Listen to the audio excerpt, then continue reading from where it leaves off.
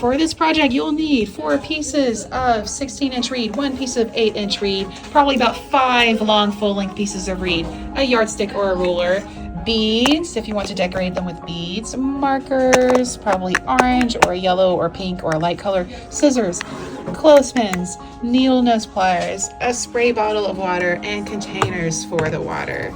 Right now, Cielowin is cutting the ribbon off of this new reed, getting it ready to measure and prepare for the basket.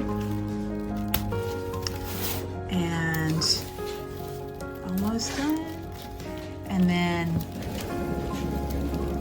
Cielowin, please kind of shake it a little bit, gently and loosely, and try to pull out a long piece of reed. And it might mean having to kind of stand over it and use both hands to kind of pull it apart to free one. And the reed is very delicate right now because it's dry. When you actually put the basket together, you'll soak the reed in water to help it become more flexible and pliable. But right now it is pretty delicate. However, this is the best time to measure and cut the reed because it would be hard to cut if it was wet. It is a little easier to do this part when it's dry. So we have a yardstick right now, and Cielowin is holding the end of the reed at the 0 or at the end of the yardstick. And this is something that might be best done with 2 people to help the reed stay in place. We're going to be cutting 4 pieces of 16-inch. And for that, you can either hold it right at the 16 and just go ahead and cut it, and that works well with 2 people. Or you can, and Cielowin, could you do this? You can hold it in place with one hand and make a mark with an orange marker at the 16. And the reason, and you just make a little mark right on the reed. The reason I recommend using a washable marker is because later when you soak the reed in the water, that marker will probably just soak right off. And even if it didn't, the orange won't really show up. Orange is a good color to use because it just blends in with any other colors, or it's kind of hard to see. And then you can cut, use scissors to cut at that orange mark. Cielowin, could you go ahead and cut at that orange mark? Just show cutting it. And the sharper part of the scissors is down between the blades at the bottom. Down there is the sharper part, or the stronger part. Yeah, great. And then you'll do that same process to get all 3 more at the 16-inch.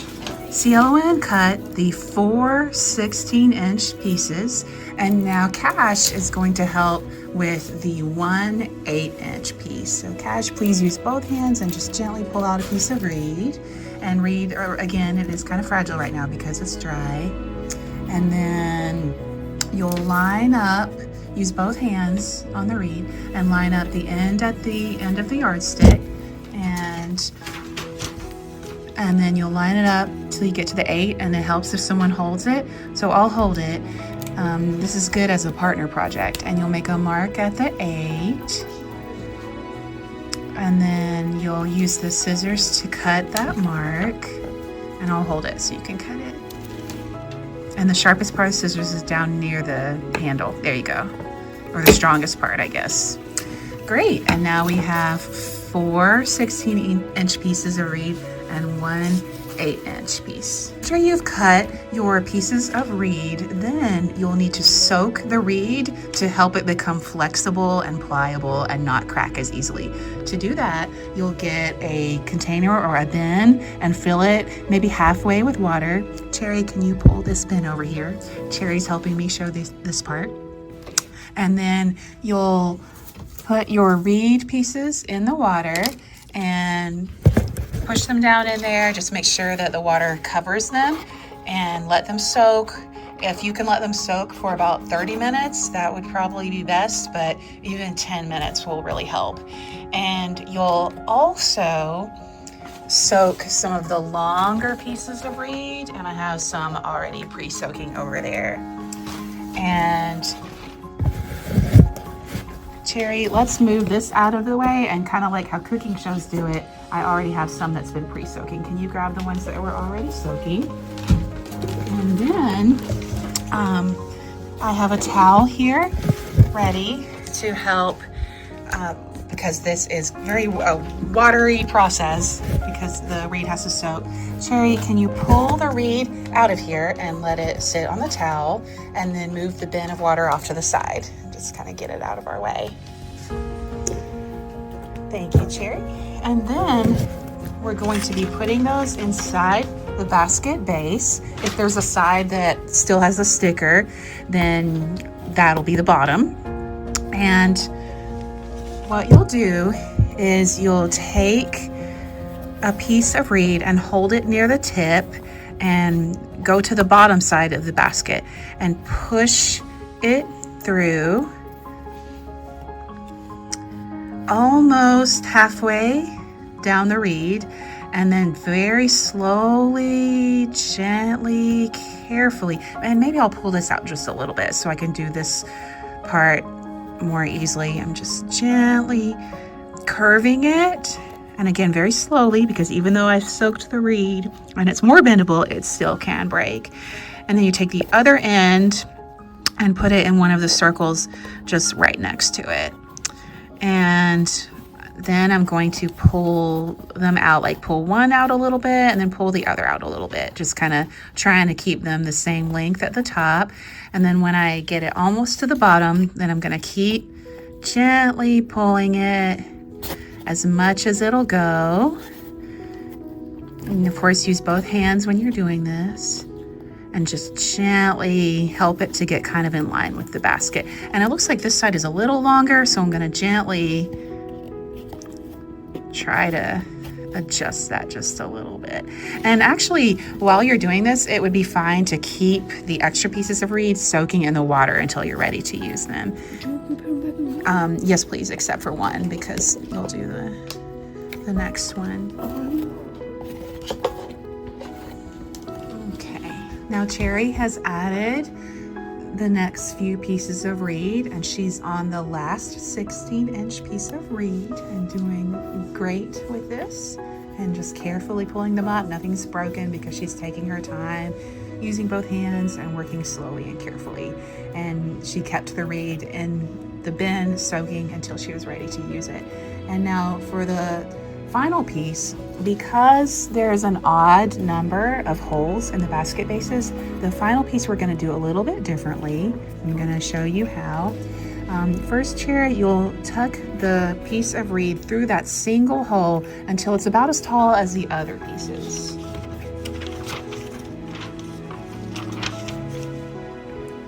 And then you're going to pull it out a little bit and tuck it under one of its little neighbors.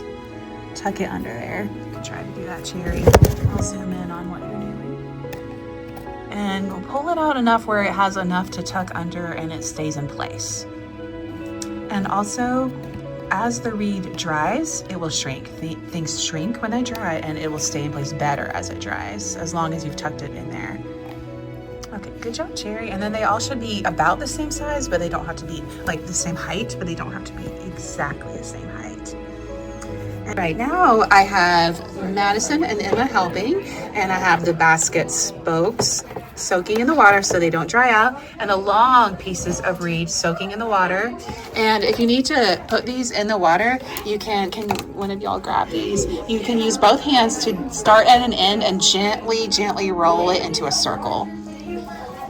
Start with just the end, and even smaller than that so it can fit, like curl it up, use both hands and hold these, kind of like spiraling it. Yes, and then you can just gently roll it, spiral it, and let it soak in the water. Now this has already been soaking, so we're going to go ahead and use this. And Emma, I'm going to show you and have you demonstrate how to do the stagger and crimp technique. And when you first start your basket, the first row is going to be used with the stagger and crimp technique. This is the only time you'll use stagger and crimp. You'll use a different technique later. To do stagger and crimp, Emma, you'll take the two ends of the long piece of reed and hold it with both your hands, like a little closer to the, okay. And you're going to make, oh, they're already staggered. Okay, staggered means they're two different lengths. If you stagger while you walk, your legs are at different lengths and you'll kind of like trip and, or almost trip. So stagger, two different lengths. You want about a finger's length between them, or maybe even a little more. Stagger, two different lengths. So hold these with one hand, pinch them so they don't come undone. And then with your other hand, find the end of the reed. So you can even kind of like slide that along and then grab the other end right down here, this end, and then let's pull this away, out of the way. Okay, so that's the, like the middle. Okay, so then you're going to, let's keep holding on to it or we'll lose track of where it was. So you're pinching it. Then you're going to take some pliers and pinch this again. Let me set up the camera. All right, so you're gonna, so it was right here. Okay, so you're gonna gently hold it, and then you're going to take the pliers, and I don't know how to explain this, so I think I might have to show this part. I think I have to switch my hands. I'm right-handed. I gotta use my right hand for the pliers. Okay, sorry, Madison. Oh, are we on pause? We can keep going. You can see. Okay, so you're gonna pinch it just gently and carefully with your hands. Then you're gonna take the pliers, and then you're going to gently pinch. You don't want it to break. You just want to crimp it, which is kind of a pinch, like this. Then, so if it cracks, you might have to do it with another piece, but hopefully you've just staggered the ends and crimped the other folded end. So stagger and crimp. Then, Emma, can you grab the basket and then flip it upside down? And then you're going to take the crimped part and put it through one of the spokes. Like just down on it. Yes, and then kind of pull it close. Now you're ready to weave. And weaving is a process of over, under. And the way you're going to weave is whenever the reed is in front of a spoke, like right here, it's in front of this spoke. You're going to take the reed and gently pull it behind the spoke that's next to it. Now the piece of reed has been staggered and crimped, and it's ready to go onto the basket base. So Emma's going to show how to slide it down along one of the spokes. It doesn't matter which one. Then Emma, can you show the screen the way it looks right now? It looks like, oh, I think it went down too. Here, let's put it down just, oh, sorry, I took it out. I don't know what happened. So down one of the spokes, and one piece of reed is in front of that spoke. So what will you do with that piece, you'll Emma? take this piece and you'll do it behind the next one. So yes, that piece in front then goes behind the one next to it. And then now the other piece is in front. And then you just do the same thing? Yes. You keep putting the one in front behind the spoke next to it. And so we'll watch as Emma does that for a little while.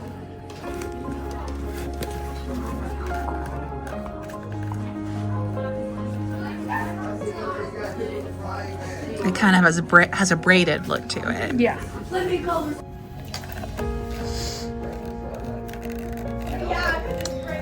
And as Emma's working, if you want your basket to flare outward, kind of like how this one goes outward, then don't pull it too tight. If you want it to be more straight up, then pull it tight. But if you want it to flare outward, then as you're weaving around, it just go a little more loosely, but whatever look you're going for.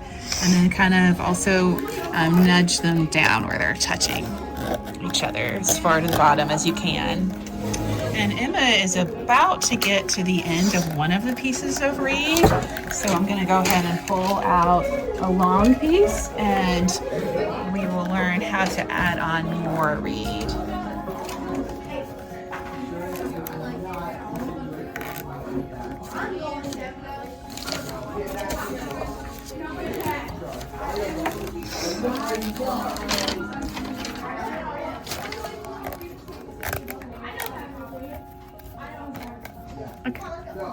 All right, so Emma, can you show what it's looking like right now where one piece ended?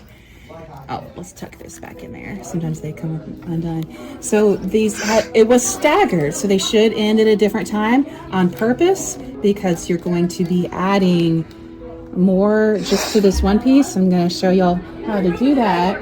First, you want this piece, the ending piece, the shorter piece that we need to add more to. You want to cut that whenever it's coming behind. And can you zoom in on that, Madison? When it's coming behind a spoke, you want to cut that in the middle of the two spokes right after it's come behind one. So Emma, can you cut it like right here? Yeah. Coming from behind.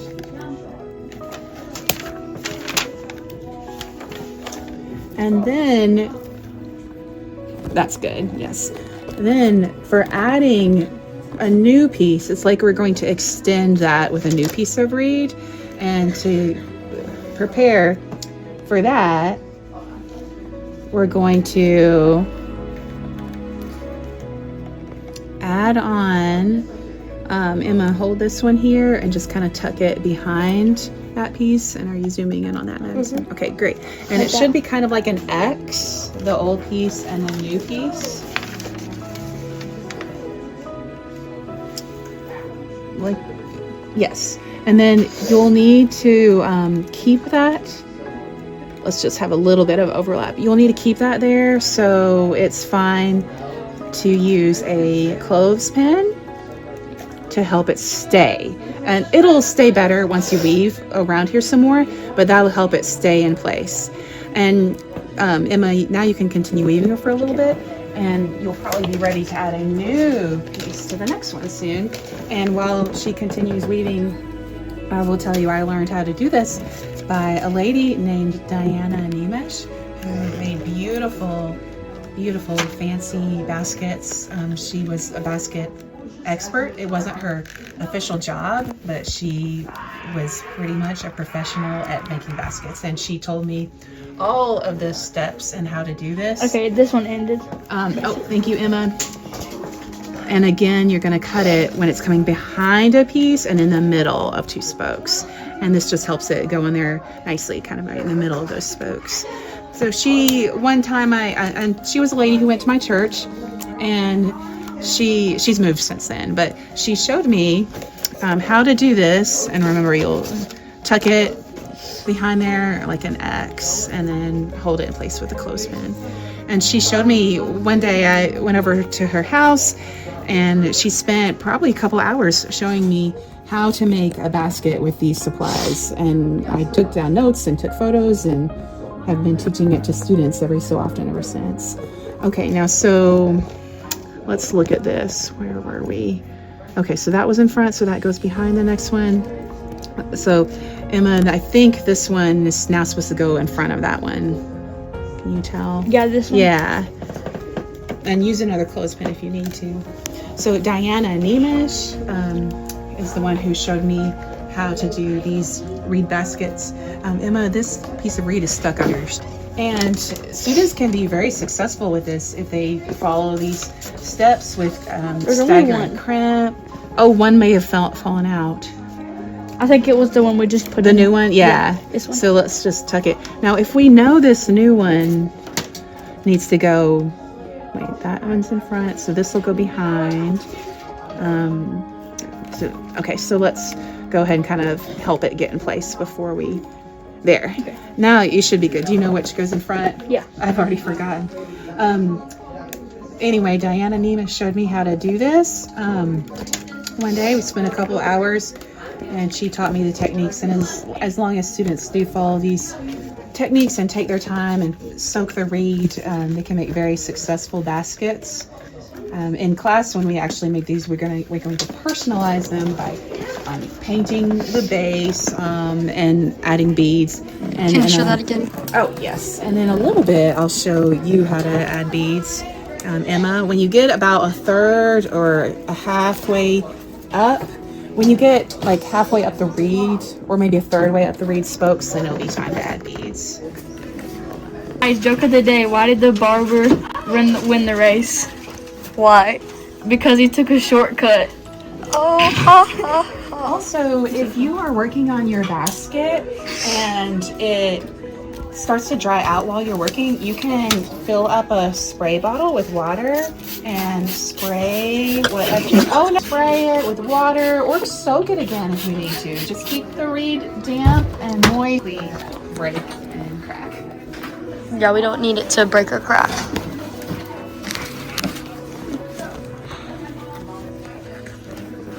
Look at the detail we're not leaving. I don't want to squish you with that.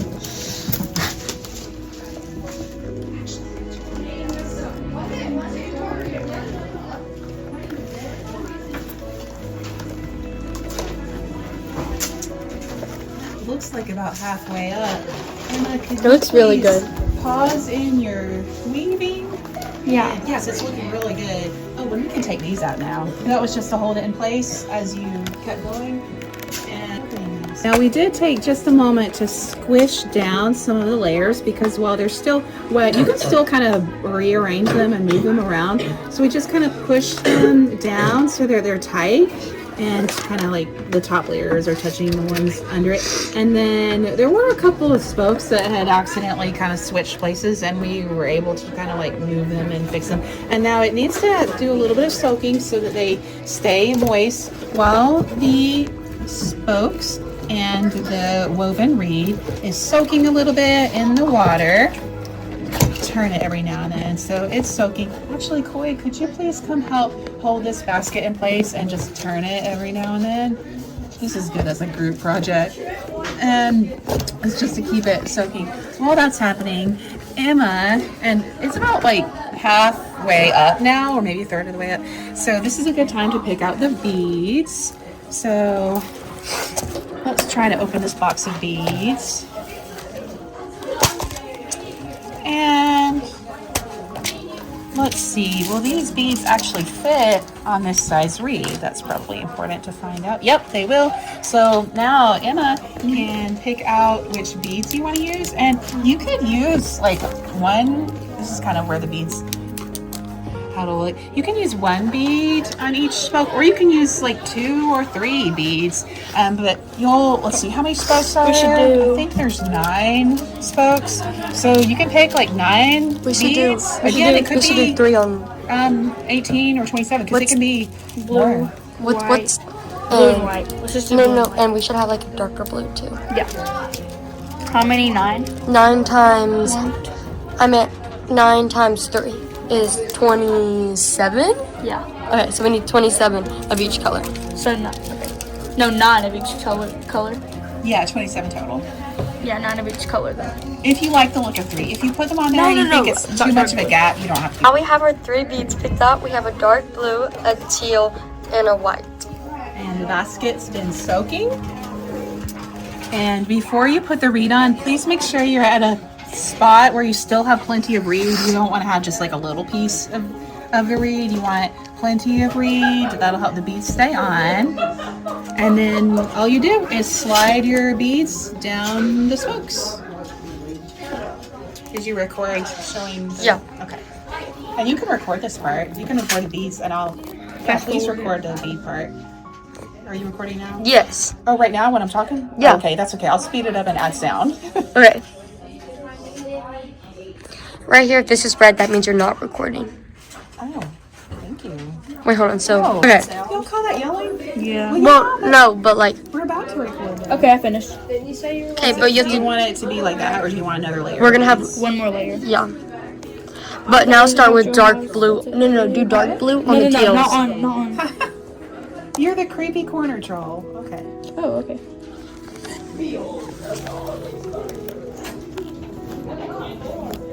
That is not your house. The Airbnb. No. It's being a creepy corner troll. Wait, are you filming? Oh, that's okay, because I'm gonna speak. But let me know when you finish the beads, because then I'll start talking. And... Yeah. Now, I'm recording Emma, and then Maddie is weaving, and she's gonna put a third layer of beads on.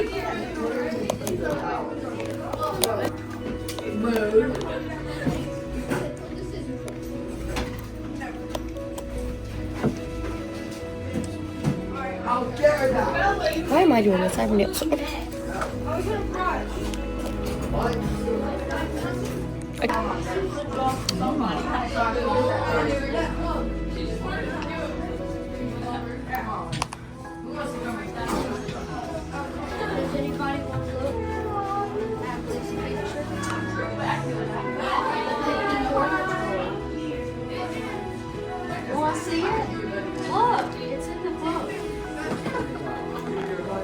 And then after you're done, you can.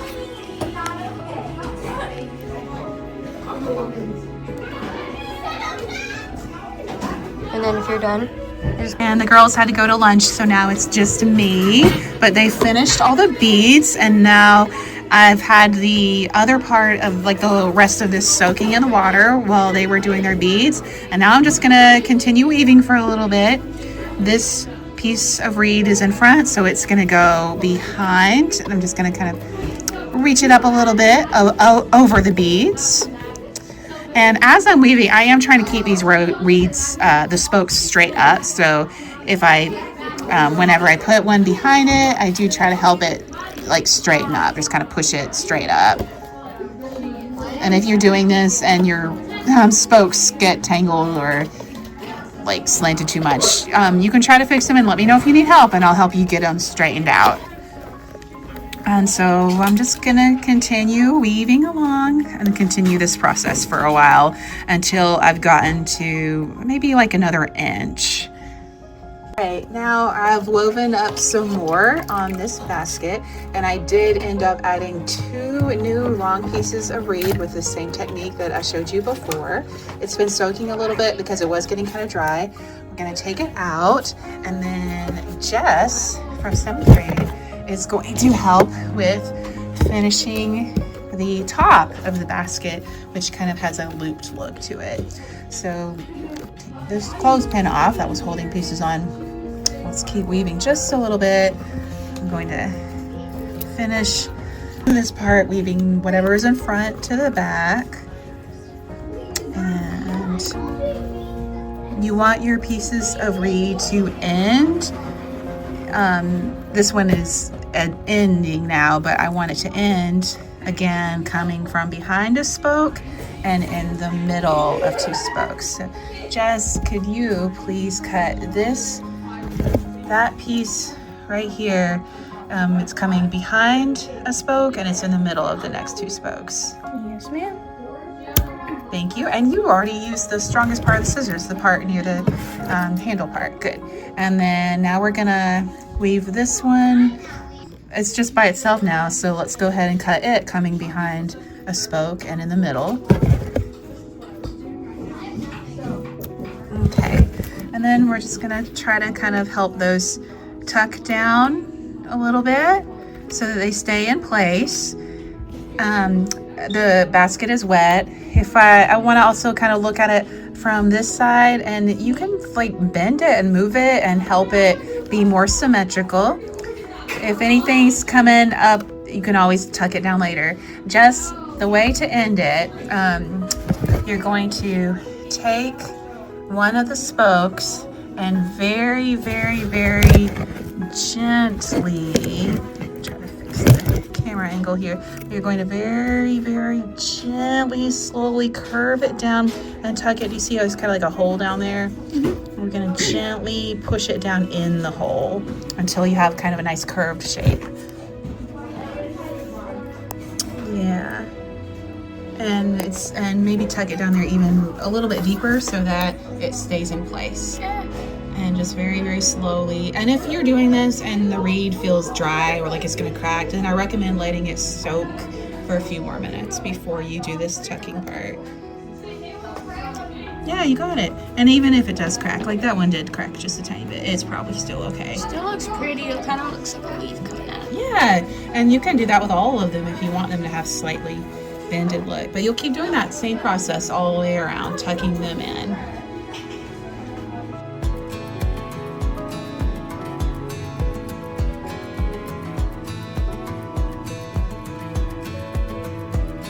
A finished basket, and again, if anything comes untucked, you can tuck it back in there. If it pops out, just put it back. Can you show what the bottom looks like? And then the bottom is like that, and can you kind of rotate it around just to show the whole thing? Finished reed basket. Thank you for watching.